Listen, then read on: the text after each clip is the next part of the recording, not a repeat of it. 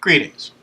The immediately preceding video ended with, so I thought that this might help you to consider my proposal, for it involves some of the characteristics that I have proposed to instantiate with you. You could participate in making something useful to many other people. So here it is. The transcript in question and answer form begins now. Question. What relationship gets set into motion with your students? Answer. Such affairs involve a somewhat unique form of human relationship that evolves with its material object. So in my opinion, the most instrumental initial phase is a preparatory one, and serves as an introduction in several ways. One such way is just us getting to know each other a bit, with respect only to a few matters that relate to our pursuit here. This not only establishes rapport among us, and gives you what you need in order to decide whether to follow through with me as a guide in the esoteric side of your life, but it also gives me some knowledge of your current relevant starting point, and of how you arrived at it. So first, a bit of how I proceed as such a guide. How I proceed differs with each person. How I proceed with you will depend significantly upon you, but also will follow a general trend that is already established by me. That trend roots in practical psychology, esoteric tradition, and universal laws of operation. But I take clues from you when it comes to some content presentation decisions. A recent self-mastery client that I had at one point stated that something I told him all of a sudden made me seem more human than he had up until then perceived. I thought that was humorous somewhat. But I understand it, given that all he knew of me was my YouTube videos and the material that I presented to him by phone and email. So let me assure you from the outset that I am indeed human. I even make mistakes. Yet, without egoism involved here, I assure you that in the matters in which I will help you, I stand well versed and experienced. And with you, I will stick to what I know. Question. How strict is your comprehensive program? Answer. While I am truly understanding as well as congenial, guidance in esoteric affairs has an inherently strict nature to which I adhere. For example, one general rule to be followed at all times is follow instruction to the letter, with no variance. This is not my personality injected into the guidance that I provide. It's just the nature of such guidance. It always has been, and for good reason. So if your variance from the rule occurs, things will slow down or stop. If so, it would not be me acting rudely. It will be a reflection of the only way things can actually work effectively and efficiently. It would be in the course of us congenially engaging in a no-nonsense course of training. I put significant time and thought into the help that I provide. I take it seriously, and I ask that my clients take it the same way. Question. Must I tell you my inner secrets or deep issues? Answer. Sometimes deep information that is personal to you necessarily will come to the front in our communication. It will not be any personal issues, though. This is not a therapy or psychological counseling arrangement. No personal issues, so to speak, are required or asked for. Rather, for example, your core motives will get laid right out. For our interest is in practical psychology and practical occult knowledge, and in true self-mastery toward true selfhood, and away from false ego identity, and away from consciousness hijacking and enslavement. So, your core motives will get laid right out. While our course covers a spectrum of life matters, discussing issues is not on the menu. You controlling your own mind, however, is. Question: can you tell me a bit about yourself? My answer: sure. I grew up in a fundamentalist Protestant sect that had cult-like attributes. It was called Plymouth Brethrenism, although in large its adherents claim that their doctrine has no name. I saw many people in the sect become fanatical, and even mentally imbalanced in part as a result of the doctrine. While growing up, I also experienced a qualitative range of actual paranormal phenomena. Some were intensely frightening, while others were quite depth mystical. Also, I felt like an utter stranger in this world, but in which I had some special purpose. These and other factors set me at an early age on 2 courses simultaneously: philosophical inquiry and rebellion against authority.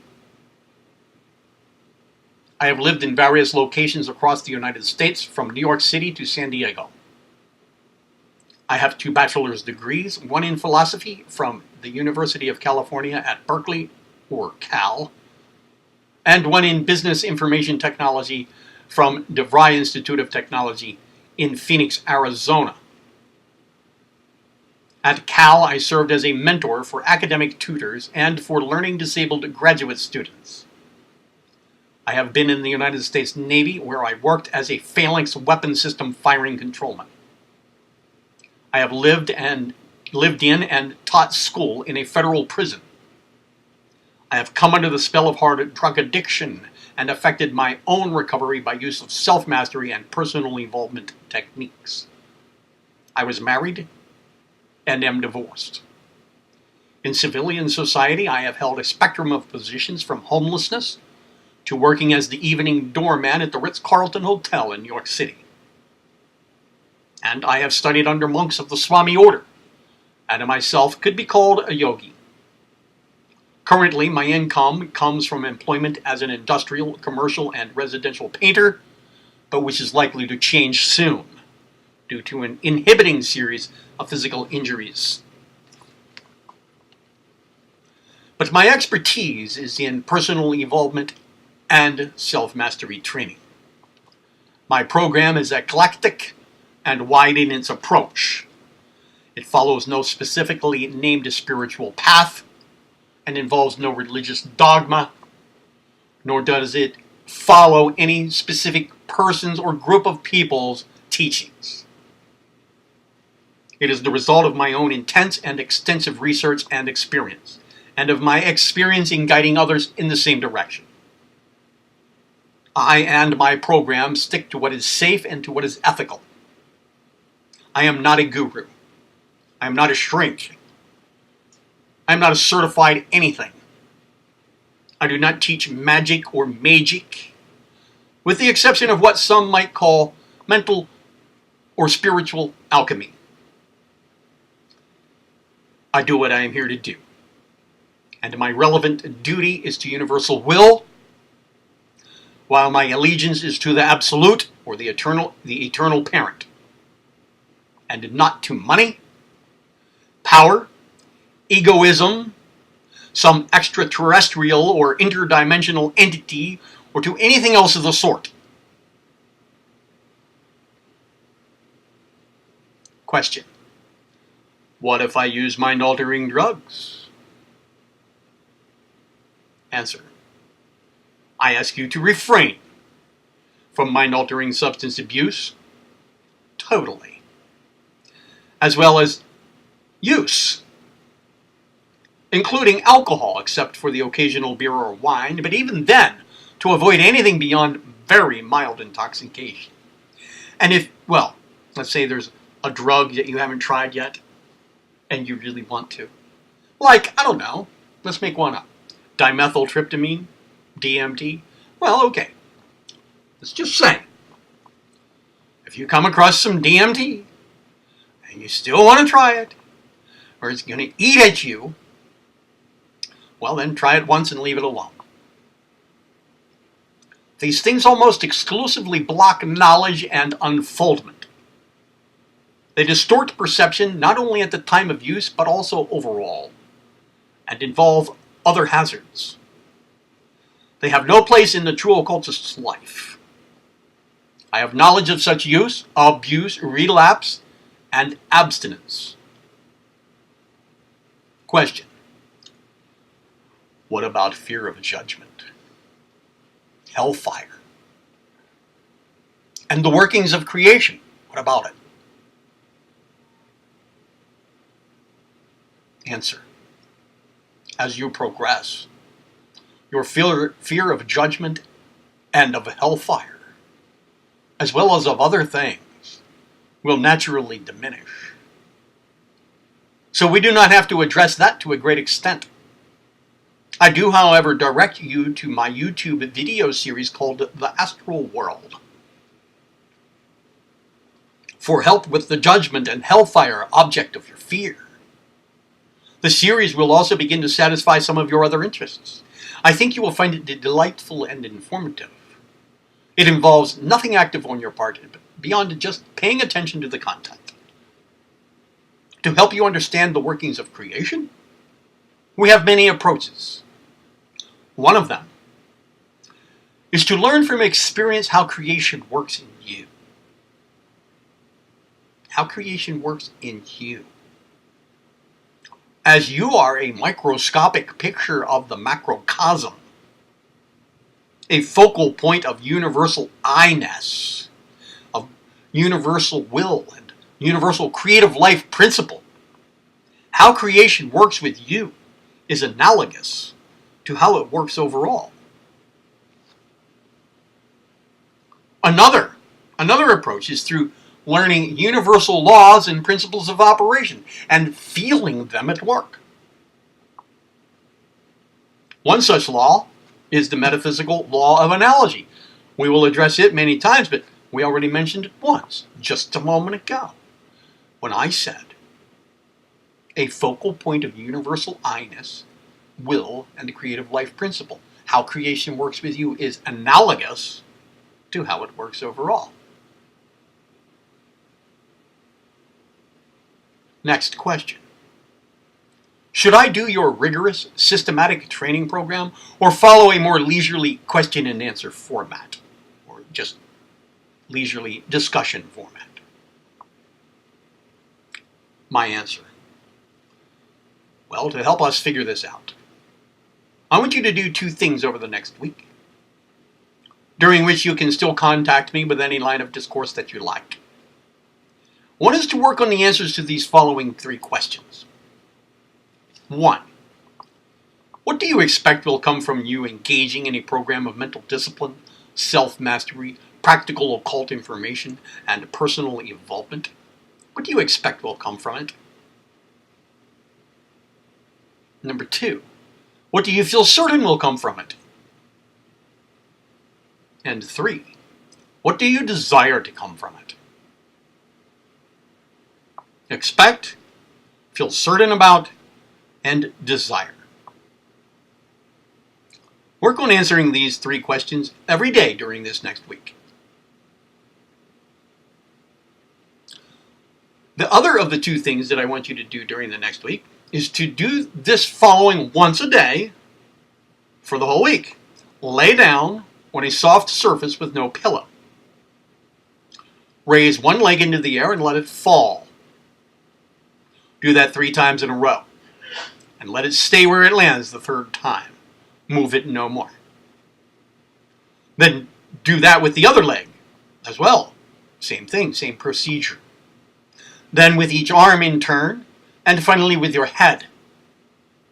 Then do not physically move at all for about 15 minutes. No matter what, do not move, unless of course there's an emergency.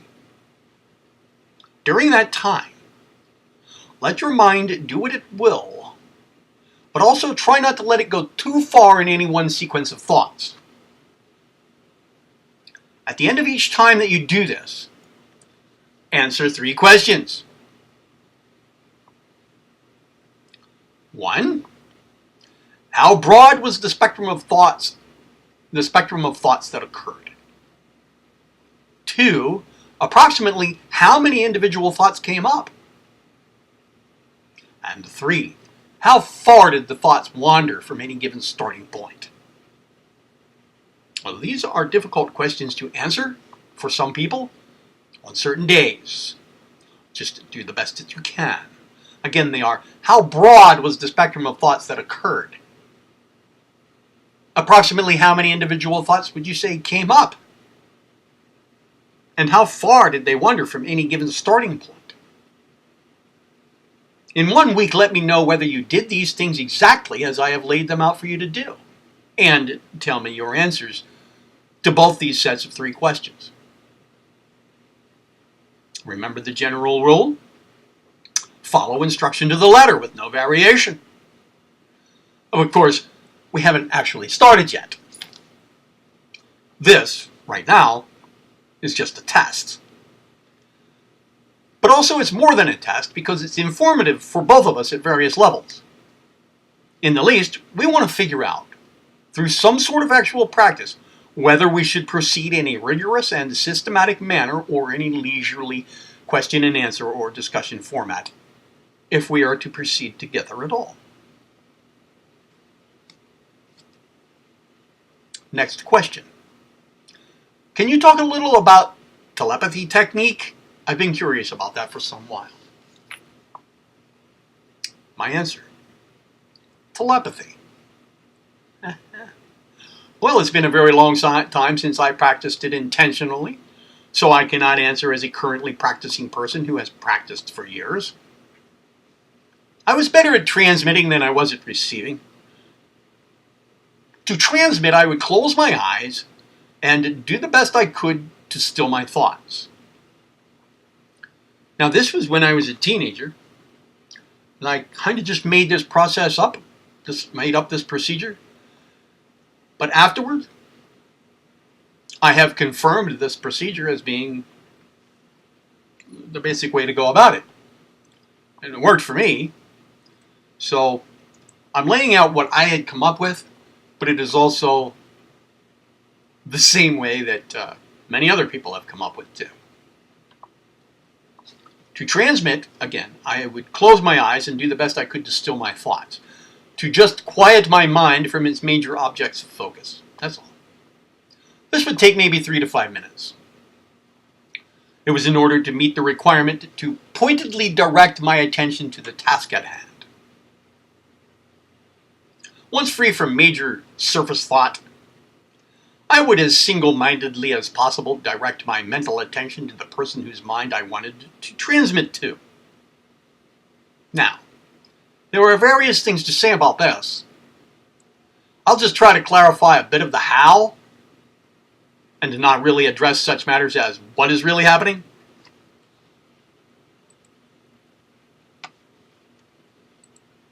For one, this step is a matter of establishing a communication link. So think of this in terms of a phone call. Let's say you're about to make an important call. You first prepare your mind for the task. The parallel here with telepathy is the quieting of your mind, which I have already just described. Then you dial the number, and it rings. A connection is being established. The parallel here is this second step to which I am now referring, the establishing of a communication link. Now, this is a matter of thinking of the person strongly. And by strongly, I mean a couple of things. One is focus.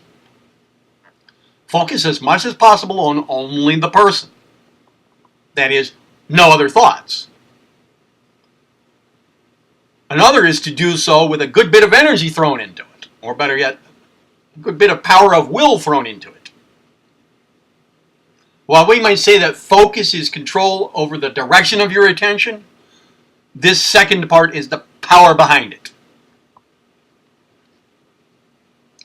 Third, this involves the content of your thought toward that person. And one aspect of this content is a mental picture. Mentally picture the person if you know what the person looks like physically. If so, picture the person's face as clearly as you can. Also, mentally say the person's name repeatedly. If you don't know what the person looks like physically, you can picture their name as well. At the same time as repeating it mentally. Also, do these things with the intention to make a mental communication link. Also, picture in your mind either that person coming into your own mental sphere or your own mind reaching out to that person and entering his or hers. Keep at these things to the exclusion of intruding thoughts. Anytime any other thought tries to get in the way or to distract you, just easily zoom right back in on exactly what you are actually doing as laid out right here. This is a matter of your mind making the call. Once the connection has been established, you should feel that it is established. You should experience awareness that the channel is now open, that the call has been answered. So then stop the effort to establish the connection, because it's established. Just shift that same directed attention and power behind it over now to sending your message. Beam your message mentally loudly and clearly into the person's mind. This is a matter of mentally talking straight through the link, with the intention of planting your message right into the person's conscious awareness. Focus on the words of your message, and as clearly and colorfully as possible, any mental images associated with the message. You can do this slowly, and with focus, and with intent. You can also picture your message going into the person. Do this confidently. The parallel with the phone call analogy here is that now you're talking on the phone, stating the reason for your call. Keep it up until you feel a reassurance that the message has got through and hit its mark. This confirmation will feel similar to the earlier confirmation that you got that the connection had been established. Now this last thing is analogous to a person you have called on the phone indicating that he or she has heard what you have said, as in replying, "Okay, I got it." And then you stop. Now, you asked about my technique, and that is it. I'm not going into anything about how this really works, what's going on behind the scenes, at least not right now. And I ask that you do not do this until we have first covered some other but relevant ground. Oh, intentional receiving. I was talking about transmitting. Intentional receiving in a mutually intentional telepathy scenario with another person, that would be done the same as the transmitting. Except that once the connection is felt confirmed, the receiver just remains open to incoming thoughts and mental images. An added option then for the receiver is, when once received, the message is received, he simply affirms to himself, "I got it," and does so with the intention of you receiving that confirmation back. That's it. Next question. Okay, what about astral projection and my entity encounters that I've had in life? My answer. Intentional astral body projection along the physical plane or into the astral subplanes is a popular thing to do these days in accordance with New Ageism. For various reasons, I desire to impress upon you to not do it. For it can easily get into doing unethical things, such as playing physical plane peeping Tom by way of your astral body. For example, looking into people's windows without an invitation to do so.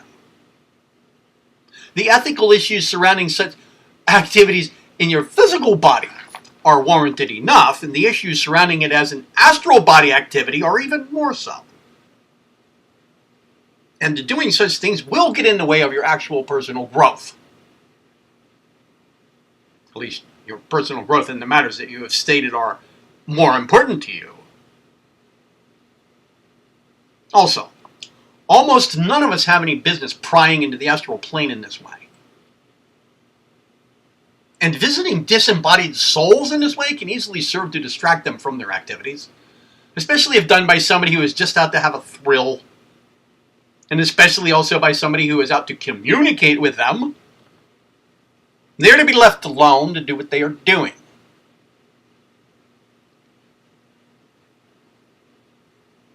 Also, the experiences one has in this way, involving the astral plane, are almost always distorted perceptually.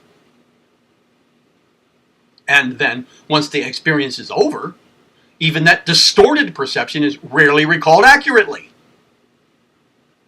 But usually the person so engaged has no awareness of either the initial distortion or of the faultiness of the recall. Also, undesirable entity influences can easily come of the practice, often unknown to the person engaging in it. And lastly, no such practice has much at all to do with actual personal development along the lines in which you have stated interest. The practice almost entirely is just a distraction, and not even a very good one at that, as I have already indicated. Better to learn more about such affairs by viewing my YouTube video series called The Astral World once again. You have had plenty of entity encounters already, I take it. Why engage in a practice that might invite more of the same? It is rather clear to me by now, in our interactions, that you have a good reason for being here on this planet. Entities sometimes work against a person's development in their good purpose for being here. And sometimes the ways we come up with to understand some kinds of conscious entity interference, some of these ways aren't conducive to that development either. I aim to help you see through the bullshit and to cut it out and to get more to the real deal. Next question. Okay, I have done your prep work. I have answered the questions. I have done the week-long exercise. What should I do now before deciding on your full program? Or deciding on a more leisurely program? My answer. Okay, good. The lifting and dropping of your physical extremities served to relax your body. Moreover, it served to withdraw your mental attention from your body somewhat, so that you more easily could perform the mental part of the exercise. That part involved allowing your mental body to do what it does at this juncture in your everyday mental mode of operation. You noticed that your mental operations included thought content that seemed off the wall, so to speak. This is what you indicated to me in your answers to the questions associated with the exercise. You noticed that your mental operations included thought content that seems off the wall, so to speak, and did a good bit of wandering, and also thought content that came under normal conditions, you might not have even known about. That kind of thought content came up. You were now aware of thought content that you otherwise had no clue was ever going on. In short, this gave you a snapshot of your mental status quo. And a good way to sum it up, again, is your mind wandered far, quickly, with a broad spectrum of thoughts coming up, and a quantity that you had not known about before. Well, this all tells me that you can and will follow instructions that have to do with your mind and body, including restraint where applicable, due to the fact that each day you did this, You're restrained from moving your physical body for 15 minutes each time.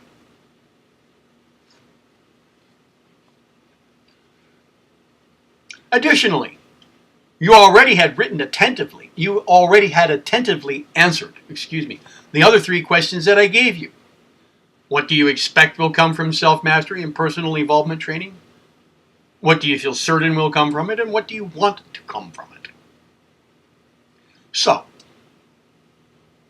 given that you have completed these 2 things, these 2 tasks over the week, I believe that a formal, comprehensive, regimented training program would suit you. And that being the case, of course, also a less formal question and answer or discussion program would suit you too. But I recommend that you consider the formal version. So I want you to now take 1 to 2 weeks to think about it. During that time, email me any questions about it that you want answered. Also, I will send you some more information via emails that will help you to decide. For now, please be aware once again that I'm not a guru. I'm not a prophet. I'm not a shrink, doctor, counselor, sage, seer, psychic, master, or certified anything. And also be aware that while my formal program is efficient and effective, it is not, so to speak, magical in its effects. Nor in practice does it involve anything black, such as any form of black magic, sorcery, voodoo, or witchcraft. It does, however, include what some people might call mental magic or spiritual and mental alchemy. It is completely safe from both short and long-term points of view. Also, it involves no strain. But it does involve strict adherence to instruction. Some of that instruction involves things to do, and some involves restraint from this or that. It is incremental, with each part building upon and aiding in the effectiveness of the other parts. It includes cognitive as well as practical instruction. The practical instruction includes things to do aside from the rigors of everyday life, as well as things to do within the rigors of everyday life. The aside things to do take up about 30 to 45 minutes per day if you do them once a day, and double that if you do them twice a day. The things to do within the rigors of everyday life take no so-called extra time at all. The cognitive instruction takes up to about 5 hours per week. Also, in considering this, please also be aware that this involves a commitment to yourself. I want you to take this seriously. Why? Because soon after you get started, you will recognize that this could dramatically aid your personal development. And to commit to it and then to withdraw from that commitment could leave you feeling that you have let yourself down quite hard. I don't want that to happen. And I think that neither do you. And a few more things for now. 1. During this time of consideration, please refrain from studying or researching esoteric information. Instead, rest assured that if you decide to go through with this, such information will be a part of the program in a sequential manner. And for now, just easily give your attention to arriving at and then to informing me of your decision. This way, your decision-making process will not be distracted or influenced by new or outside, although seemingly relevant, information. Number 2, consider this to be a great new thing for you. One that is readily available, right here. But also one that will not cause you shortcoming if you decide to go with a less formal plan, like just question and answer and discussion. Number 3, my formal program, the comprehensive program, is somewhat set in stone. But variations manifest with each person I guide through it. These variations result from the program's own evolvement through time, as well as from my own intuition at the moment, and finally also from cues I take from you, as stated earlier. One last note. I use repetition of terms and of concepts in my program. Same things are hit upon time after time, from different points of view, or at different levels of discourse, and at different points in your own development in understanding and actual experience. If you have questions about any of this during the next week or two, please ask them. And when you have made a decision, please let me know what it is. Next question. I have moved beyond my religious dogma in life. Beyond my religious dogma in life.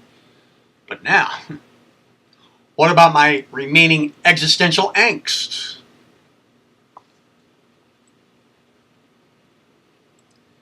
I'm going to end this video here, and we'll pick up with the rest of this sample dialogue presented to the individual to whom I am presenting my proposal. We'll pick up where this one leaves off in the next video. Be well.